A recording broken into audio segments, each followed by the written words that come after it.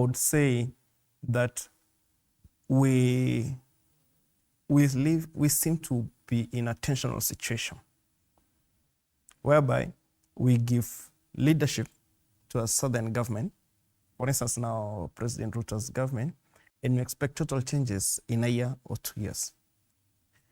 We must accept, and all Kenyans know why they chose President Ruto is because of the previous regime, how it handled its things and how it was working.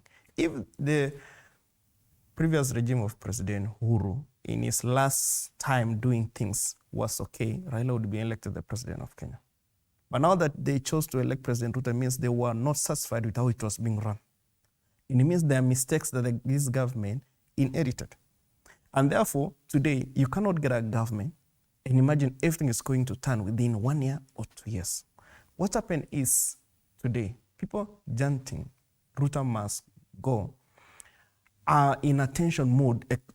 Probably they had a lot of expectation that now the government is going to come in within 1 year or 2 years, everything will have been sorted out, and we're in a more smooth running government.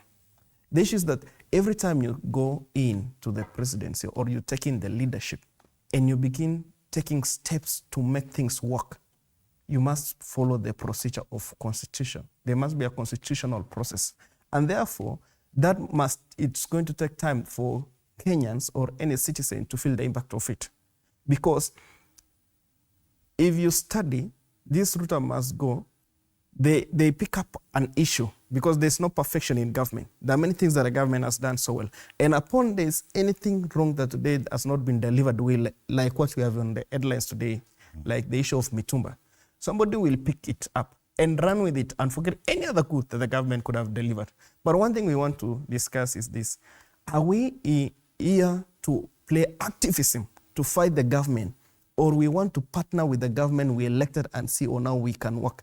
I would love to see people moving ahead. I would love to see leadership, maybe even in the opposition or in any other kind of angle in the human rights sector or wherever, coming in and saying, we want to discuss with the government. We are not in a position today to fight for the next 2.5 years or 3 years to do another election. How can we make these 2.5 years functionable for the country? If there's what the president is not getting it right, how can we come in, get an input and make it work? All right. Because you realize, Fred, that even in the previous finance bill, there were several taxes that were come in on products that were going to be imported. And because we thought about it, there are issues that we must pay the price for. Okay. Gakuna, when we